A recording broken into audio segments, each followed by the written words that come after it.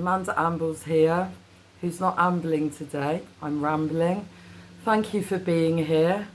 And I just want to say a massive, massive thank you to everybody who was involved with the Protect Sacred Avalon Rally last Saturday.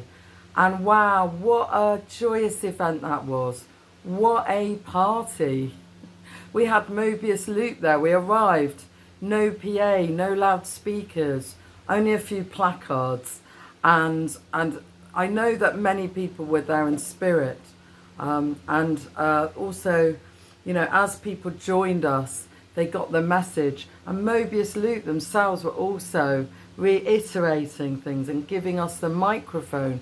So everything was so synchronistic, as Jung would say, you know, synchronicities abounding everywhere. So yeah, it was really, really beautiful. And I just want to say a massive thank you to everybody involved, including Tatanka, including Susie, including, Merlin and Jack Cox, everybody who made it happen. You know, Cassie Jones was there, and beautiful big banner, beautiful sunny day, and it was so many people's birthdays as well. It was a momentous event, actually.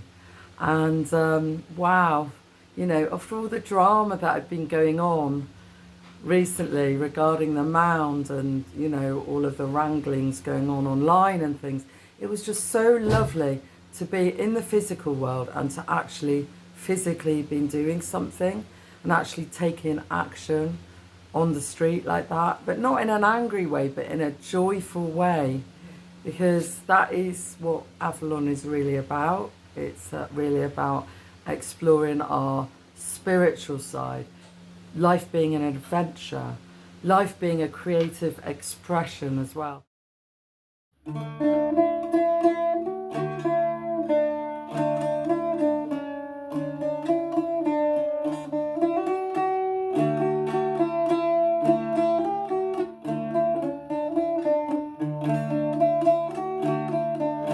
Love the land of Avalon. We want to keep it sacred and we want to protect it. So our demonstrating and protesting was not only about the capping of the Mound and the disfigurement, you know, putting everything over the energy of the Mound, which itself is a terrible thing that's happened. And it's really about stating that we are the guardians here of Avalon. We live here, we were drawn here, we were brought here sometimes by forces unknown to ourselves, the reasons why we live here. I feel I was drawn here in the last few years. I lived here from 2006 to 2013, then I went away for 10 years and then I was drawn back in 2013, and now it's 2015. I've been hit back here a few years. But I didn't really know what Avalon had in store for me or had planned for me. There is a kind of a spirit here, an alive spirit, a living spirit in the land. And it's like Merlin talked about Bridie. She is a living being and she expresses herself through the land. So we can receive healing, we can meditate on the land, and we can actually interact directly with her through the land. So the rally was really about keeping all of Avalon free, keeping all of Avalon sacred. That means the Tor, the Abbey, and actually some people would argue, and they shared with me on the day of the rally, everywhere is sacred. Every person is sacred. It doesn't matter who you are, where you live, what your title is. We are all sacred. The land is sacred. And this is about keeping our autonomy and standing up and saying, hey, you know, we're Earth protectors here. I mean, I know that this is supposed to be an Earth protector town itself, and that it's supposed to be protecting the Earth here. But actually, the fact that the developments that are happening and our lack of confidence in the town deal, which has received 63.6 million from the government to improve Avalon and Glastonbury, for just as much for the community as for the tourists. But what we are seeing is we're seeing very much touristic things happening, things that are geared to the tourists. And sure, I know that some good things are being done with it, but also, you know, there are some terrible mistakes happening. So it's not the end of the story that they've said we are going to take away what we've done on the Mound, on Bridie's Mound, and actually it won't leave scarring. Of course that's going to leave scarring. And they're going to replace it with something more harmonious, but we don't know what they're going to replace it with.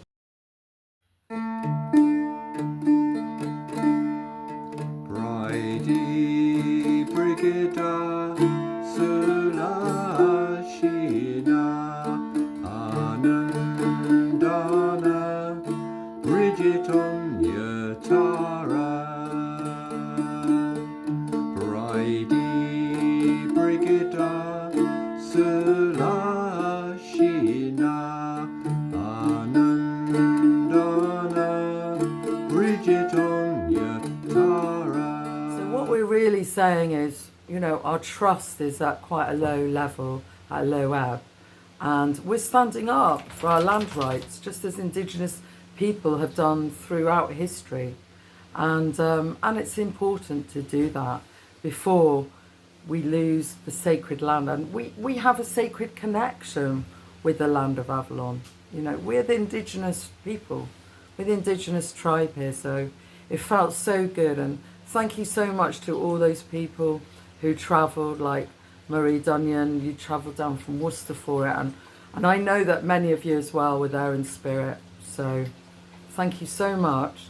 And after the rally, after we'd been dancing and enjoying ourselves and also stating why we were there, we actually did walk to the Mound and singing sacred chants all the way.